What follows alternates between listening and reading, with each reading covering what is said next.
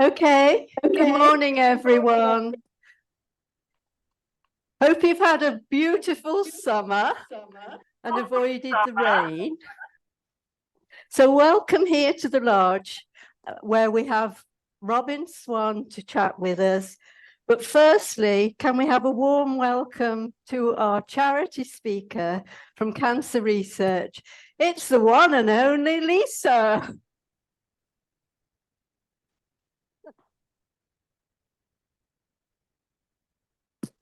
Thank you for that very, very warm welcome. Okay, can you all hear me okay? Perfect.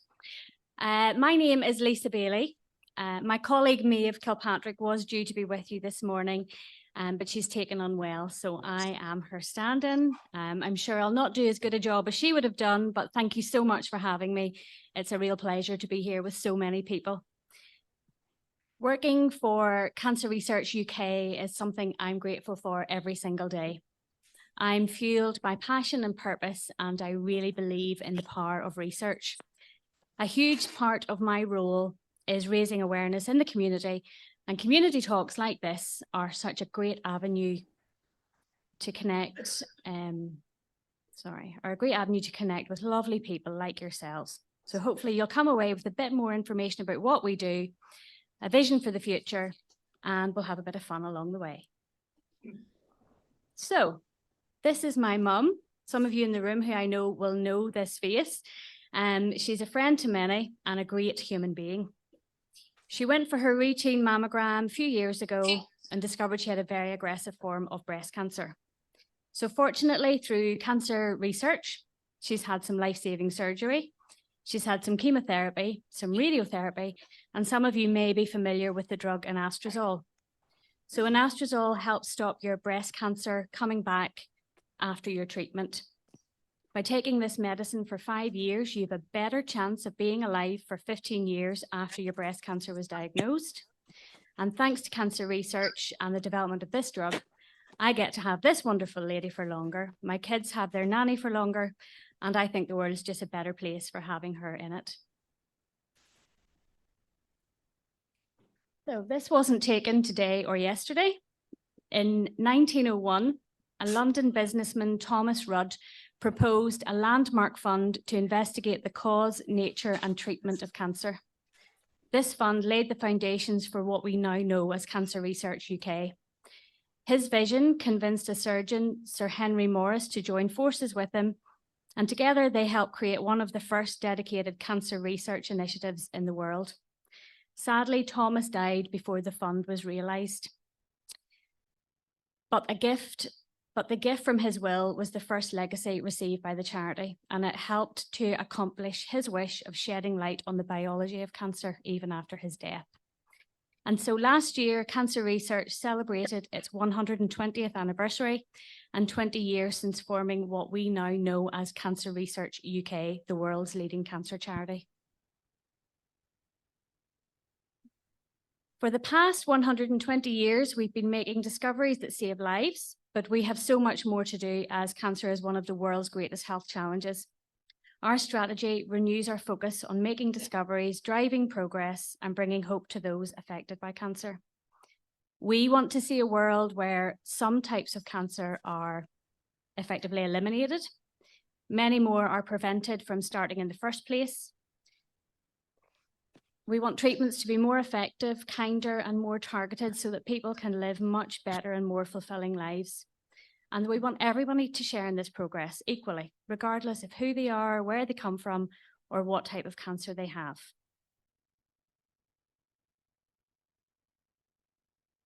So 1 in every 2 people born after 1960 will receive a cancer diagnosis in their lifetime.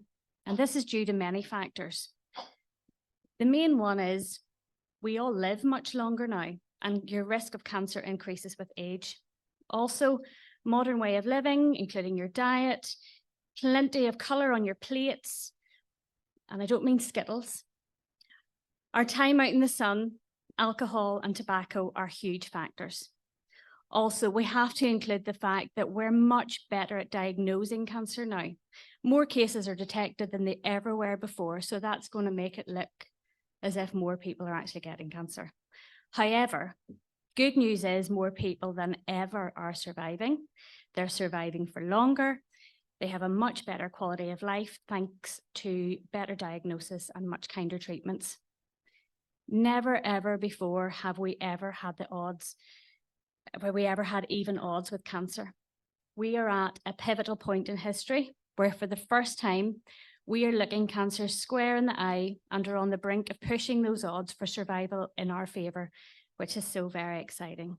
But still an awful long way to go, and our clear strategy will enable us to increase those odds much further. Drugs linked to Cancer Research UK's research are used to treat more than 125,000 patients each year in the UK. So that's 3 in 4 patients who receive cancer drugs on the NHS receive a drug that has been developed by Cancer Research.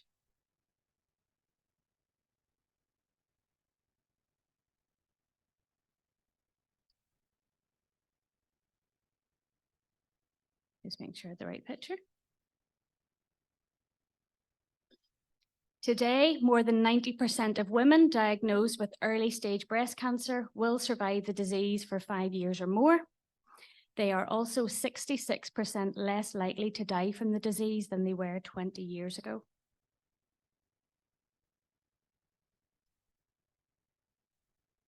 Our research has also led to the development of the HPV vaccine, which is expected to prevent almost 90% of cervical cancers in the United Kingdom.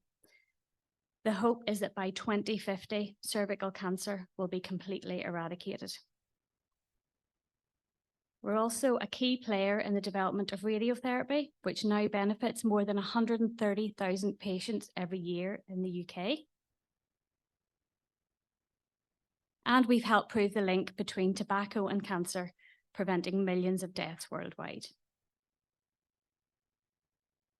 So as the world's largest charitable funder of cancer research, we're at the forefront of the global fight against the disease. So looking closer to home in Northern Ireland, in the next 12 months, around 9,800 people are going to be diagnosed with cancer, and around 4,500 of those people will die. Cancer Research have several experimental cancer medicine centres throughout the United Kingdom. And some of you will know, but we are very, very lucky to have one in Belfast, which is known as the Patrick G. Johnson Centre for Cancer Research. These centres provide a fantastic backdrop to safely and effectively test the new drugs, and it's helping to give those people with cancer access to much better treatments. Very, very excitingly, in May of this year, the Patrick G. Johnson Centre was awarded 1.7 million, one of 17 centres in the UK to have been given the funding. So within that centre at the moment, we are finding new ways to tackle bowel cancer. We're looking at new ways to prevent esophageal cancer and improve survival. We're looking for new ways to treat breast cancer, running over 50 clinical trials. And it's a very busy, busy place. In 2021, we spent over £2 million on research. Almost 55% of cancers with a known stage are diagnosed early now, and almost half of people aged 60 to 74 in Northern Ireland have taken part in bowel screening.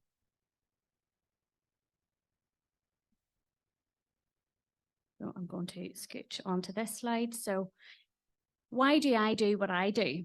What part do I play? Well, I'm not a microbiologist or a physicist. I'm not a Cambridge graduate or a molecular chemist. I am, however, a mum, and I've watched my own mum be extremely brave.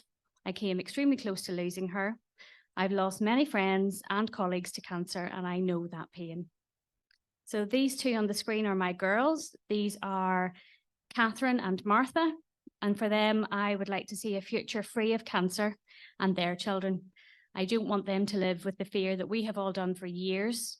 Cancer won't win, we will win. We'll make it a better place for our children and our grandchildren. And by working together, we are beating cancer sooner. Thank you for listening.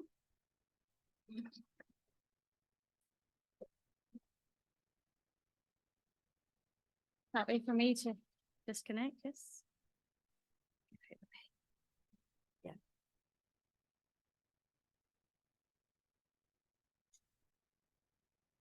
Right, just leave it.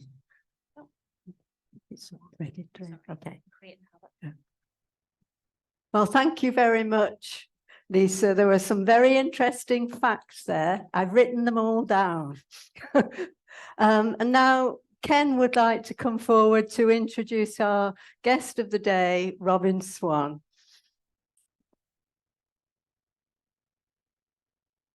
Morning, everyone. It's great to see so many at our first meeting of the new session. Last time out, it was the activity fair, but it's good to see so many here today. It's such a great pleasure to welcome Robin Swann along today. I don't know whether he's still health minister. He's never been, he's never been succeeded. So there it is. But I think that he brought a great deal to that position during his tenure. Naturally, we all have stories about health, and the fact that we are, what to say, long in the tooth, or we've been around for such a long time and have encountered many different aspects of the health service during our lifetime. So some will have a good story, some perhaps not so good. And I wonder, you know, where we've traveled from to get to the point where we are today and the problems that we have in the health service. My own story goes back, I suppose, 28 years. And whenever I was diagnosed with bowel cancer, and it went something like the diagnosis was confirmed on a Thursday. And at that time, I was offered 3 different consultants on the day to perform an operation that was required at that time. I didn't know any of the 3 consultants, but anyway, picked one. And he was on site, and he came along and said, right, okay, this is Thursday. If you come in on Sunday, I'll do your op on Monday.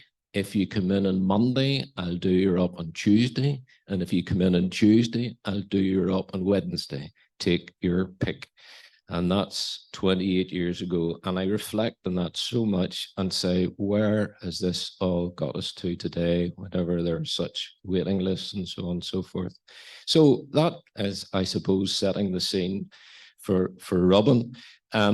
I know that complimenting him and his lifestyle, he has a great fondness for young farmers clubs. And I suppose we have farming stock here. So maybe you could give us 2 minutes at the end on the young farmers clubs, and that would certainly please some of our, I was going to say farming gentry, but you're not allowed to say it anymore. Farming stock, but I leave it to him. But it's great to have him along, and he truly is surprised about the numbers that we have present here today. So there will be his point, and then hopefully some questions, not too intensive, but at the end, and there'll be a roving mic going around, and then I'll round off after that. So Robin, here goes.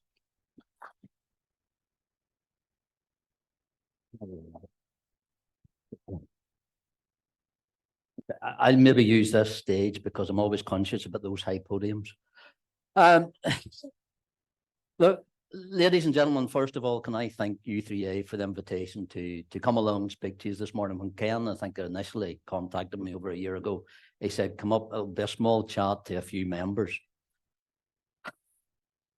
So he's correct in saying I wasn't expecting this size of a crowd. But my format will stay the same. It is about having the chat with you. It's about having that engagement. So I'll cover a few points that I think is relevant both to myself, the health service where I was as minister, and actually how I get into politics, and then open up to questions and answers. But first of all, again, and I go back to saying, thank you very much for the kind invitation for being here today to speak to you. because I do reflect, during my tenure as minister, some of the commentary that was actually made around me. I think there was a gentleman here said earlier on, he wrote to the Irish News in praise of what I had done as health minister. And I reflect upon Tom Kelly, who's a relevant correspondent in the Irish News, actually wrote about me. I had the presentational and public speaking ability that would put a bookbinders conference to sleep. So look, if any of you do feel the inclination to nod off or have 30 or 40 winks, feel free. I'll not take offence because I already have that pedigree. The other reference that was made, I think it was a more up-to-date one, was a contemporary of mine in regards to the then health minister, Matt Hancock, who wrote his memoirs. And he described me as the epitome of a true Ulster man, as there with a face like clay, who you couldn't tell what he was thinking at any point in time. So from those two written expressions of me, I take them both as a compliment, considering who they were written by. So to take a step back, and the conversation that I had with Ken, and Ken maybe said, I'd finish off touching on young farmers. Well, I'll maybe turn at Ken and change the context of that about how and why I get into politics. I got involved in the Young Farmers Clubs of Ulster, a fantastic organisation that I believe strongly in for the development of our rural young people here in Northern Ireland. And actually, the last time I spoke in this room was at Garvey Young Farmers' 75th anniversary dinner a couple of months ago. That organisation provides a level of skills and training to our rural young people who wouldn't have access to a lot of that.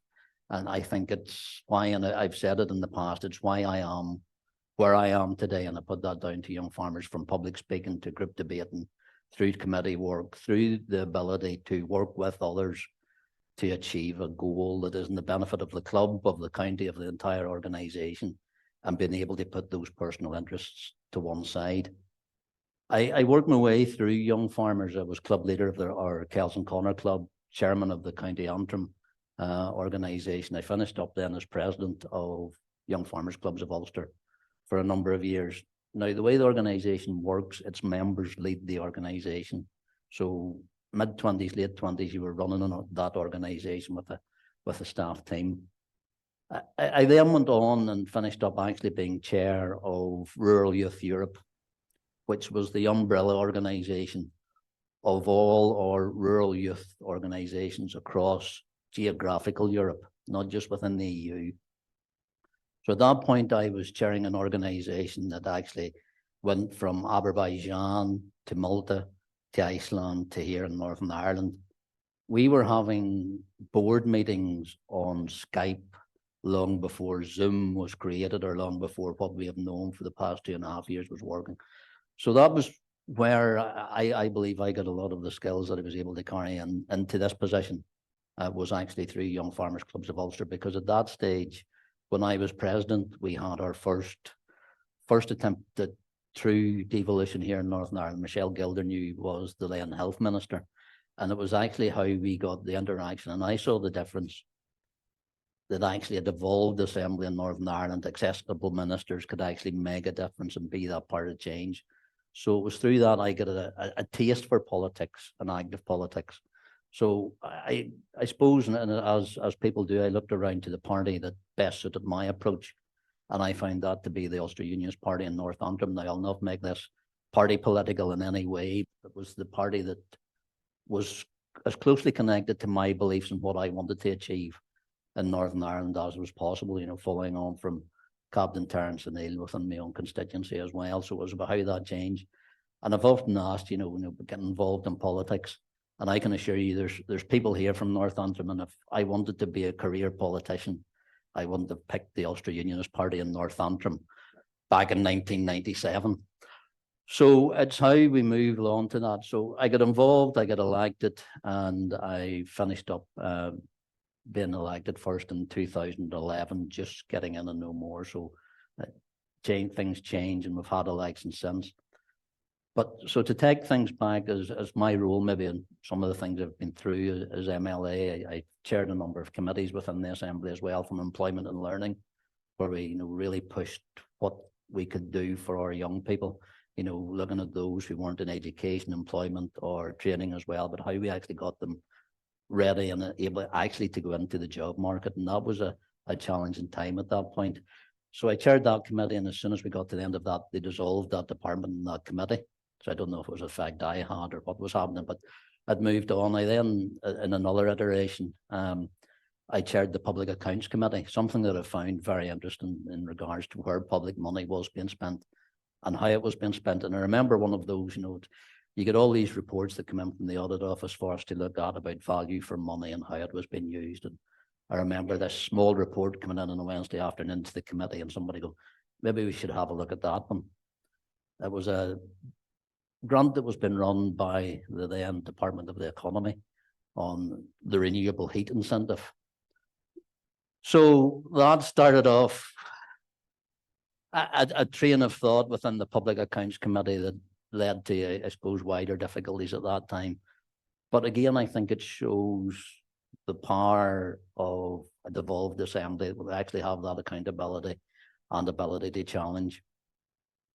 So then moving on, I suppose, and that step further, and probably why, you know, I've been asked here today in regards to that role, and the role I had as health minister for those 2.5, nearly 3 years that I was in post. If you cast your mind back to the end of 2019, coming into early 2020, we'd been for 3 years without a devolved assembly, without a functioning assembly. And at that point, end of December, mid-December, our health service went on strike. And I think that was the key pressure point, that the realisation then came within a political class within Northern Ireland that it was more, it wasn't just about them and what was happening within the assembly. That lack of devolution was actually having real life effects on people across Northern Ireland. So we saw the restoration of the assembly. New Decade, New Approach was the document that was published by both governments at that stage. And again, we as a very democratic party met on the morning of the 10th of January. The assembly was sitting that afternoon. Our executive met that morning. Our party executive is something similar to the size of this gathering. We met that morning actually to decide whether we were going back into the executive or we were going to remain in opposition. We decided at that point that after 3 years of lack of government, the responsibility was on us actually to take up a ministerial portfolio. So Steve Aiken was our party leader at that stage, and after the party had made its decision we were going back into the executive, Steve approached me. I'd stepped down as leader because I wanted to spend more time with 2 young children. And Steve came to me and he said, Robin, look, this is a very hasty decision. Before we've got the chance to work things out, would you take on the ministerial role for a couple of months just till things calm down? So I said, yeah, look, if it's for a couple of months, certainly just I'll not say you stop. Certainly I'll do that. So we went into the assembly chamber that morning, and we were sitting around, and the hunt, the way ministries are given out, it depends how many MLAs you have, who gets what pick and all the rest of it. So all the other parties went down through economy, went education, went infrastructure, went to the SDLP. So it came down, we had the penultimate pick, and then it was the DUP. So there were 2 ministries left. There was health and there was agriculture. So if you remember the start of my talk when I told you about being the president of the Young Farmers Clubs of Ulster, having chaired rural youth organisations across Europe, been involved with health ministers, actually working at an EU level on agricultural policy, Steve looked at me and went, we're taking health. But I thought, well, you know, but can I say, and I say that in a light-hearted way, I owe a lot, like Ken's story, like so many stories out there in regards to health. We as a family owe a lot to the health service in Northern Ireland. Our youngest was actually born with a congenital heart defect. He'd only a 3-chambered heart. He'd only 1 kidney. He'd a displaced bowel. So he actually spent the first 13 months of his life in one of the children's ward in Belfast Hospital. So he celebrated his first birthday actually in the hospital, having never been home. So when it came to the opportunity to give him a wee bit back to our health service, I said, certainly, look, I'll take it on. So we took it on. And I was still in my mindset when I went down into the department, overawed with everybody who was waiting to give us the briefing, because of course, civil servants being civil servants had worked it out, health and agriculture will be the end, Robin Swann's there. So of course, yeah, little did they expect they were getting me into health and not agriculture. But so we got the briefing that day, went down, took over the responsibilities. And as I say, walked into the door of the Department of Health at that point with our health service actually in industrial action on strikes. Now, I suppose coming from that point of view, I do come from slightly left of our party. I have a trade union background for one of the times I worked in the docks. So unions and working with unions, how to talk to them was something I knew. So we worked with the unions, and 3 days later, we brought the industrial action to an end within the health service with a lot of cooperation from our health unions, those people who were working within our health service, because they didn't want to be in strike. And even today, in regards to the challenges that we have, they don't want to be where they're currently being pushed. So we got that resolved. When I say within 3 days, I think it was 11 o'clock that third night that we actually got the deal signed off. I still had to get back to my executive colleagues to say, look, this is what you need to cough up as well to get this ended. But I had the support in that time. And sitting there thinking, look, I've done this job for 3 months. Within 3 days, I've solved the industrial dispute within Northern Ireland's health service. Surely it can't get much worse than this. And then within, I suppose, 3 weeks into the role, and he's a man many of you will now recognise, in regards to Professor Michael McBride, our Chief Medical Officer, come into my office and said, look, Minister, there's a respiratory virus in China. I think we'll need to be keeping an eye on because there are concerns being raised. And in regards to where we went after, we know what we've been through for 2.5, nearly 3 years in regards to COVID, the challenges it placed in Northern Ireland, but also the challenges it placed worldwide as well. So in regards to that time, I must say I was always impressed with our health service in regards to the support we got as a family. But in what we saw in regards to what we were being faced with COVID, I really think was so impressive, so humbling to see the dedication of our health service. And when I say our health service, I mean across the entire health family, no matter where anybody found themselves working within the health service. Should have been our porters, should have been the admin, should have been our dentists, community pharmacy, GP, surgeons, nurses. The whole operation really came into that sort of wartime ethos where we were actually combating a combined challenge, a combined enemy. And I actually think at that point in time, it actually reflected well on the politics of Northern Ireland. Because as the only Ulster Unionist Health Minister on that executive, I can say the support that I got through challenging decisions from all parties, from all ministers, I think proved that when this country wants to work together, when this country faces a common challenge, it can pull together from our civil servants to our health service, to the general public, actually to the politicians as well, because we were facing that combined challenge and we were all doing the right thing for the good of our people, all our people as well. So there is a great potential, I think, in Northern Ireland in regards to what we can do, what we should be doing. And it takes us back, or takes me back to the ethos as to why I actually got involved in politics at that point in time. So I'll touch briefly in regards to COVID and the challenges within our health service, and I think the experiences that Ken referred as well. Again, I said to you, I probably within our party, I come from the left of some of its ethos, some of its thinking. I still believe in our National Health Service as to how Niamh Bevan, the then Labour Minister, actually envisaged it to be free at the point of use and free at the point of need. But I think we've seen through Lisa's presentation for where the health service was actually back in the 1940s to where it is now, the advances that have been made leaves that funding, the operational ability, the skills, the talent, the workforce more challenging to find, more challenging to sustain than it was even in Bevan's time back then when we were looking, of those small county and regional, so often village hospitals or cottage hospitals that were supporting our health service at that time. Do I believe we can get back to it? Yes, I do. Because as I said earlier on, I believe I've seen firsthand the dedication, the experience, the commitment of the people who are actually working in our health service. And I say this almost out of embarrassment and apology. The thing that is damaging and holding back our health service currently in Northern Ireland is our political class, because some of them are unwilling to take those challenging decisions that need to be made.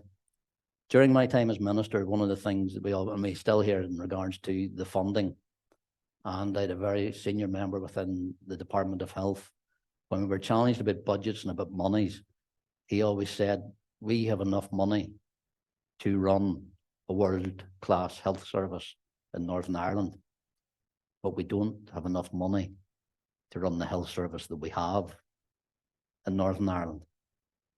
So, and basically what he was trying to say, and it's the challenge that's there at this minute in time, if we were doing things differently, or if we were making changes and challenges to what we think or what we want our health service to be, we have to take that step into something that may be unpalatable for us in the short time, but actually will deliver that world-class health service that we need. Northern Ireland is big enough at 1.9 million people to be effective, and we're small enough to keep it personal and deliverable as well. So there's challenges that are there, and they're not without solutions, but it's about being creative. The biggest challenge that we have, and again, I found it as minister, and it's still something that's there, trying to run a health service when you're only given a budget for 1 year, so you didn't know how much money you were getting to spend next year or the following year, actually left those changes that needed to be made even more difficult, because you couldn't put people into new positions. You couldn't look at how you were going to upgrade a service if you didn't know you were going to have the money to do it next year or the following year. So that, and the technical term is that recurrent budget. If our health service had a budget for 5 years, it would allow some of those changes to be made, but changes that will be challenging, but in the long term bring about the results that we can see. You know, cancer research in regards to the presentation we saw, you know, when you look at the investment that we have in the Paddy Johnson Centre in Northern Ireland, with some of the greatest minds still working within our health service in Northern Ireland. Is how we encapsulate them, how we use them, and how we actually make sure they stay here in Northern Ireland. As again, I think, as you've noticed, I don't work off notes, so I usually go off a tangent somewhere. So I'll go back, get back to the time, and I'll touch briefly because I'm conscious of time, and I'd rather open up the questions and answers and go back to that chat that Ken talked about. Come back to the COVID pandemic, and there was an expectation, I suppose, back in 2020 that this was going to be 9 months, a year at the most, because in that stage, you know, looking historically at what had happened, but we had never dealt with such a level of a pandemic that was on a worldwide stage before. And one of the challenges that we had as well, in regards to how we actually operated on it as well, because we were seeing those scenes.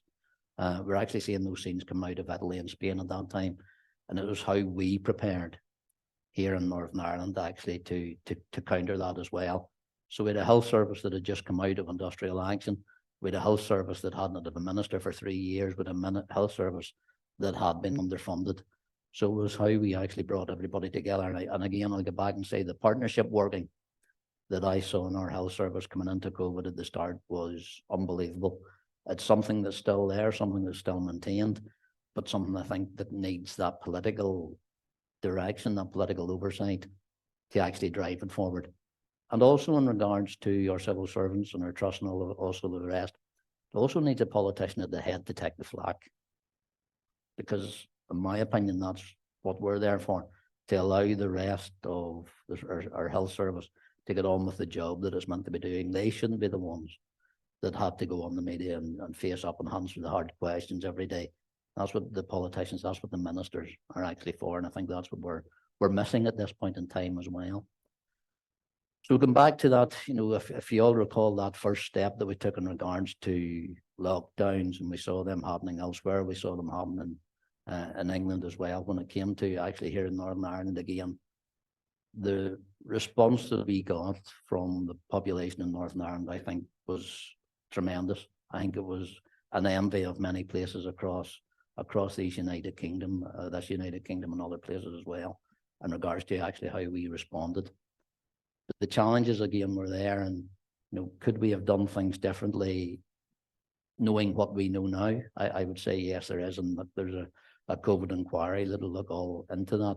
But we were dealing with an unknown, a complete unknown. Nobody had ever seen this virus in regards to its transmissibility, but also how infectious and how deadly it could be, and we all know that now. So it was the steps that we could take, the steps that we had from lockdowns, which were challenging, from closing down parts of our health service where we knew we needed additional capacity. So we moved and we opened the tower block, more intensive care beds. But again, it was always, if you were increasing capacity in one part of the health service, we only had a finite pool of staff to be able to move and take somewhere else in regards to how we were actually staffing those locations. So all those decisions that were being made and had to be made to make sure that we could provide as best support as we can. But one of the things, and again, the game changer that came about, and one of the things that I still remain passionate about, I still remain proud of, was actually our vaccine response and the ability to actually deliver it here in Northern Ireland. Because when we saw the centres that were set up, the GPs, our community pharmacy, again, actually stepping up and delivering that, that's what allowed us to change. That's what has changed how we actually react to COVID now across not just Northern Ireland, UK, but the entirety of the world as well. So we moved through that, and we get through that for two years or so in regards to what we've done. I believe we're the other side of how we manage COVID, how we get back out and live, knowing that it is still there, it is still relevant, but also how we work with it now as well, and how we can react to it as a health service.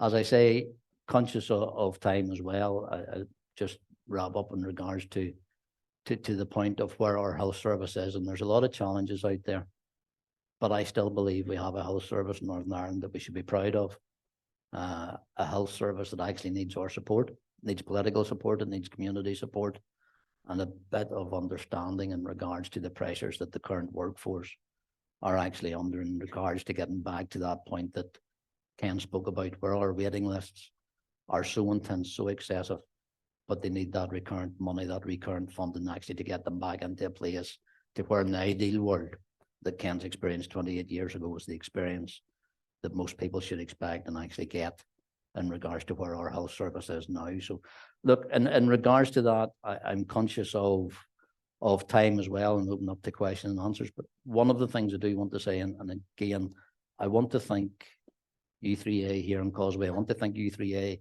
and organisations like yourselves and the individuals who have kept this organisation going, even through COVID, through your Zoom meetings, through getting back out in regards to places like this. Because we're social animals, we need interaction, we need to engage. And when we look at the mental health challenges that we're looking at here in Northern Ireland at this moment in time, loneliness is one of the biggest challenges we're seeing in a generational, I think, how would you put this? I think loneliness is one of the biggest challenges that this current group, this current generation will have to finish. So it's through the work of your organisation, bringing people together, bringing people with similar interests together, bringing people with divergent interests together so that we can still engage with that debate, that interaction that actually keeps the mind going, keeps us relevant, keeps us interacting with each other, and keeps us being human beings. So in regards to the work that you are doing, I want to say thank you very much in regards to that. And again, thank you very much for the opportunity to come this morning and speak to you. And again, I'm open to questions, but I will point out I'm a politician, whether you get an answer or not, it's a different matter.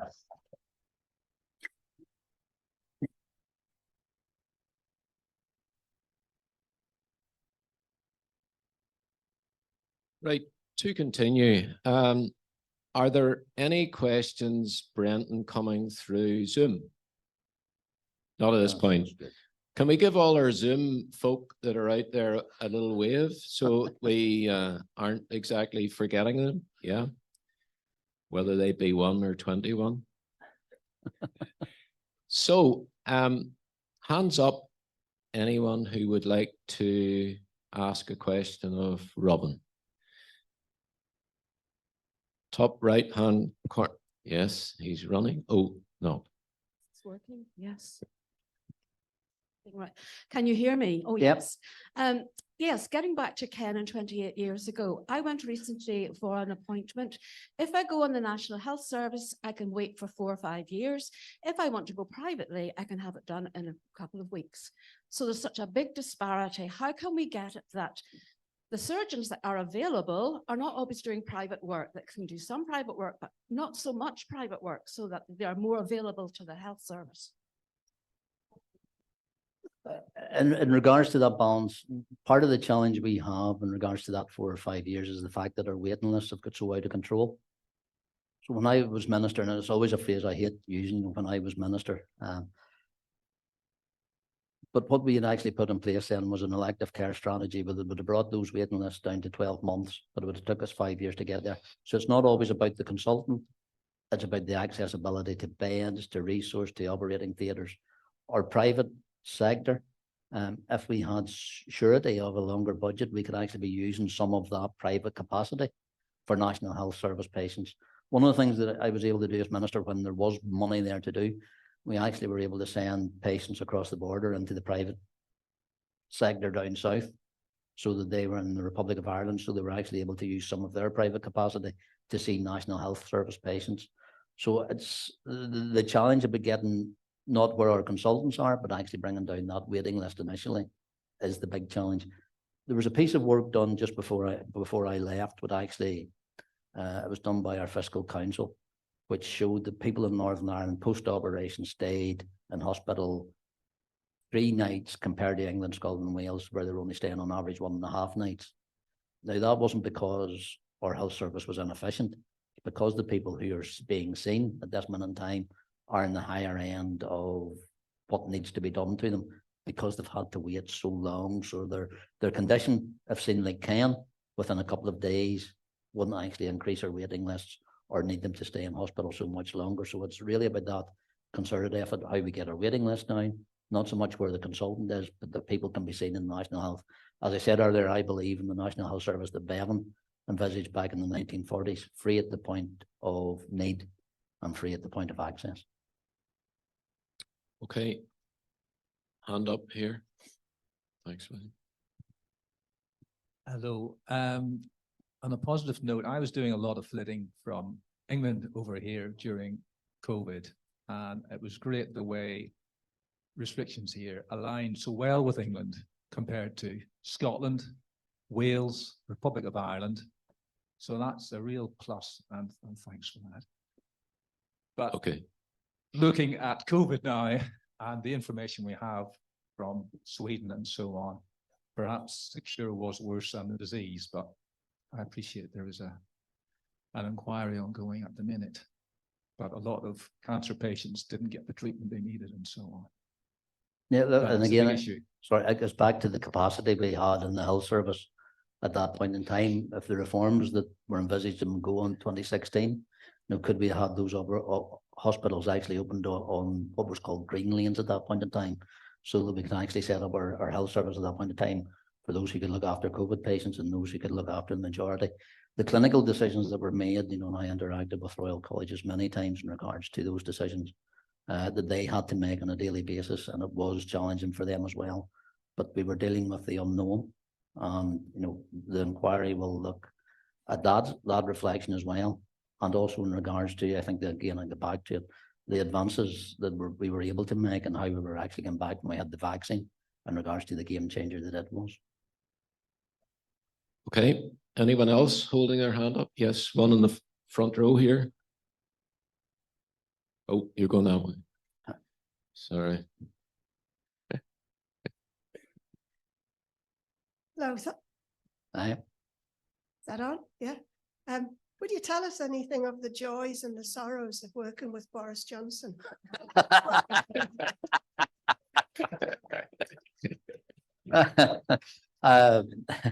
Very good. A very diplomatic question. I'll have to think of a diplomatic answer now. No, look, and again, my interactions with Boris Johnson weren't that many or plentiful. I did sit in a couple of COBRA meetings as well, so had experience of how he operated. But again, I think it's something that the COVID inquiry will touch on. But one of the things, touches slightly on your question.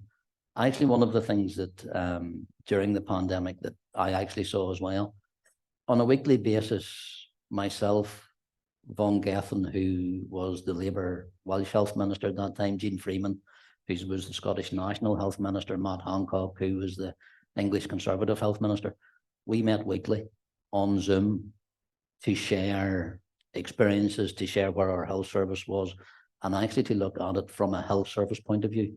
So, you know, I would say across many political interactions, there was no more diverse a grouping that ever met during COVID. When you take myself, you know, as an Ulster Unionist from North Antrim, as I say, Jean Freeman, Scottish National Party, Von Gethin, Welsh Labour, and Matt Hancock, you know, English Tory. But we were there again, as I said earlier on, like the executive, we were there with one common purpose, and that was to get our National Health Service through what was actually approaching. So the interaction, the mutual support that we were able to do at one point during the pandemic, when personal protective equipment was at a high level of need. You know, we were actually sending surgical gowns from stores in Northern Ireland over to hospitals in England to keep them running as well, and we got that mutual aid work back and forward as well. But again, so personal experience of working with them wasn't as much as, well, just wasn't as much. I think we'll leave it at that. But an interesting fact I'll give you as well, you know, there's rugby on at the minute, and some people may be interested in rugby. I'll give you a scoreboard. Northern Ireland 1, Republic of Ireland 2, Wales 2, Scotland 2, England 5. That was how many health ministers each jurisdiction had during COVID. So there was elections in the Republic of Ireland, Scotland and Wales. They changed health ministers during the pandemic, and England changed 5 times. Unfortunately, nobody wanted my job. Right.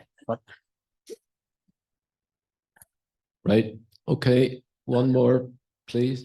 Thank you. Good morning. Do you not think within the health service there's far too many chiefs and not enough Indians?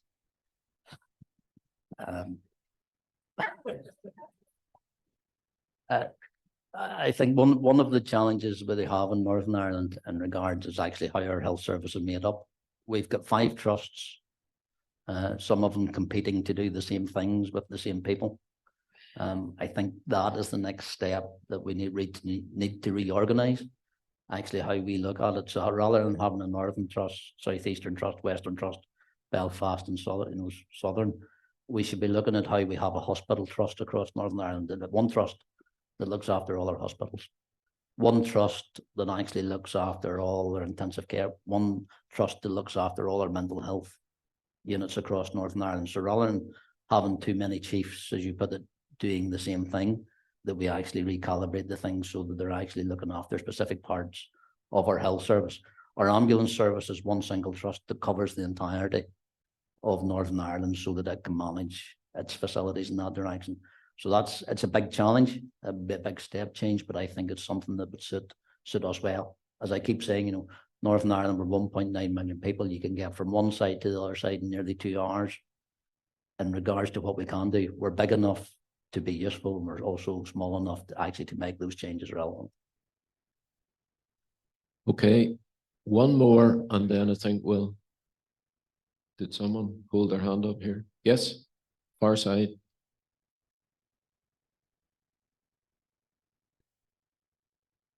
How we retain our medics in this country. In general, I know very many that train here, go abroad, train in England and don't come back. There's a shortage of GPs. Would you like to comment on that, please? Yep, certainly. And, you know, and it's the challenge that we currently, I think it's a bigger challenge we're currently in at the minute because of having no minister now for nearly a year. As I say, go back to 2020 when we ended the industrial action, one of the things we were able to do was bring about pay parity, so that what a doctor was being paid, what a nurse was being paid, what anybody under, and it's an agenda for change contract that's talked about, that anybody working in the health service in Northern Ireland was being paid the exact same as somebody doing the same job in England and Wales. Now, since there's been no minister, there's been nobody to make that decision here in Northern Ireland. So our health service workers in Northern Ireland are actually being paid less than their equivalents in England and Wales because they haven't had that upgrade is now over a year, which to me is scandalous, because that encourages them, some of our health professionals, actually to look elsewhere and say, look, if I'm doing the same job in the same National Health Service in England and Wales, I get paid more, so they move. One of our biggest challenges is actually how we stop people leaving our health service in Northern Ireland or across the UK and actually going to the likes of Australia, New Zealand, where the big, almost migrations are made. I think there's an opportunity to look at, and again, this is where things start to get controversial. If you get trained in health and medicine or whatever within Northern Ireland, that there's something that keeps you here. Should it be golden handcuffs or whatever you want to call it, for at least 3 years. And then after that point in time, you can go wherever in the world you want. But once you do your training here, that you stay here for a set period of time. Okay, there's one over by the window, William, and that will do us, because I appreciate Robin wants to move on.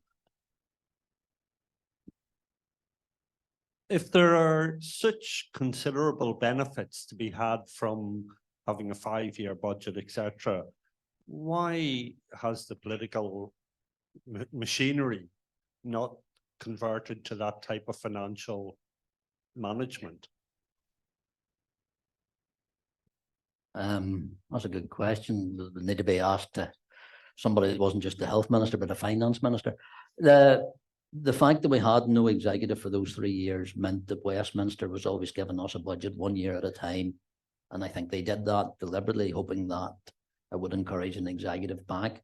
When we come back in COVID, at that point in time, we get a 1 year budget because the executive wasn't long enough in place to put out a consultation for a budget. We did towards the end of 2021, which as soon as our finance minister produced it at that point in time, the other 4 parties said they didn't agree with it. So rather than going through that budget process, it never actually materialised. So we haven't been politically mature enough as an assembly, as an executive, actually to get that 5-year budget hammered down. We used to have them. We used to have 4-year budgets, but we lost them about 5-6 years ago. And we haven't been able to get surety within Stormont long enough to get that long-term projection in. Because you know, if what you're going to have to spend in 3-4 years' time, you can actually plan fiscally and responsibly for what you need to do. Okay, I think that we can say that we've rounded that up, and thank you very much. It's been a great pleasure having Robin here today, and you can appreciate with the numbers on site that he's brought that on board. So Robin, thank you so much for that.